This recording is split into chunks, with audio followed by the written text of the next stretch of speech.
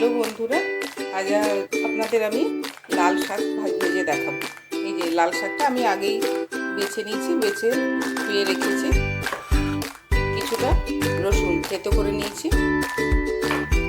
এই যে একটা শুকনো লঙ্কা আর কিছুটা কালো জিরে দেবো। চলুন শুরু করা যাক। এই যে কড়া বসিয়ে দিয়েছি গ্যাসের মধ্যে, কড়ার মধ্যে কিছুটা তেল দিয়ে দিচ্ছি। আপনারা তো সবাই পেঁয়াজ দিয়ে খান লাল শাক, কিন্তু এই রসুন দিয়ে একবার খেয়ে দেখতে পারেন, আশা করি আপনাদের ভালো লাগবে, একটা অন্য স্বাদ পাবেন। তেলটা গরম হয়ে যাক, তেলটা বেশি গরম হওয়া চলবে না, একটু গরম হলেই আমি এটা কালো জিরেটা দিয়ে দিলাম।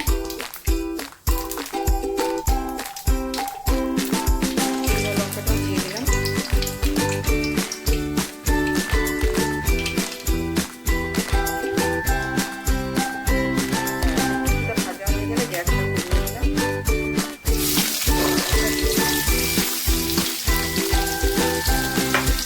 আমার এক বাটি শাক ছিল লাল শাক, তার মধ্যে রসুনটা একটু বেশি দিতে হয় এর মধ্যে, তাহলে খেতে ভালো লাগে, স্বাদটা ভালো হয়।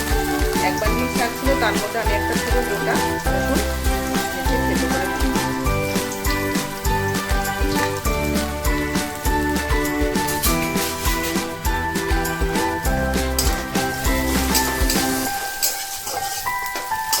একটু লাল লাল মতো ভাজা হয়ে গেল। গ্যাসটা আবার একটু বাড়িয়ে দিলাম।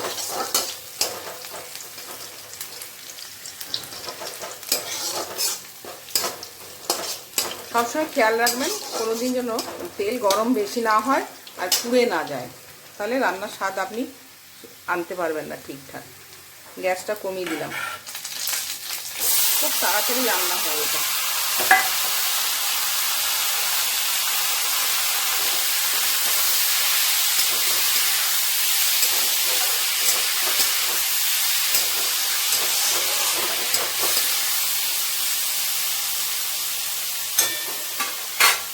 গ্যাসটা বাড়িয়ে দিলাম।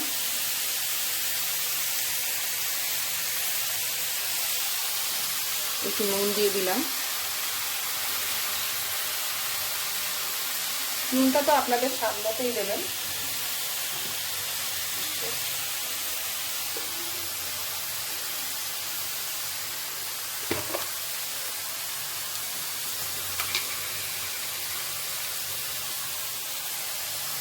একটু চিনিও দিয়ে দিলাম, চিনি দিয়ে দিলাম। নুন চিনি সবসময় আপনাদের স্বাদ মতো দেবেন।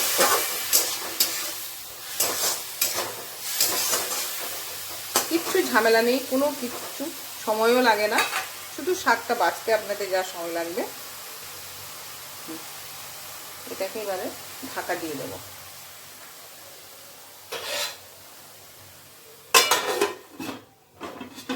ফিরে আসছি একটু পরে, বাকিটা আপনাদের দেখাবো। ফিরে এলাম 5 মিনিট পর, দেখি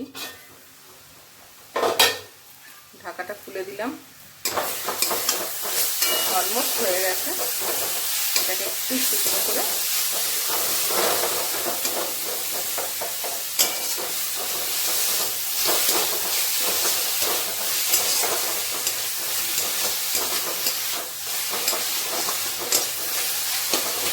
করে নেব। দেখেছেন কেমন শুকনো হয়ে গেছে, পুরোপুরি আমার রান্না হয়ে গেছে। এটা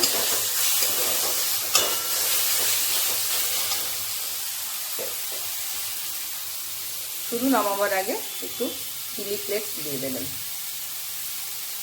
এটা অপশনাল, আপনারা চাইলে নাও দিতে পারেন, কিন্তু দিলে জিনিসটা টেস্টটা ভালো হয়, সেই জন্য আমি দিলাম।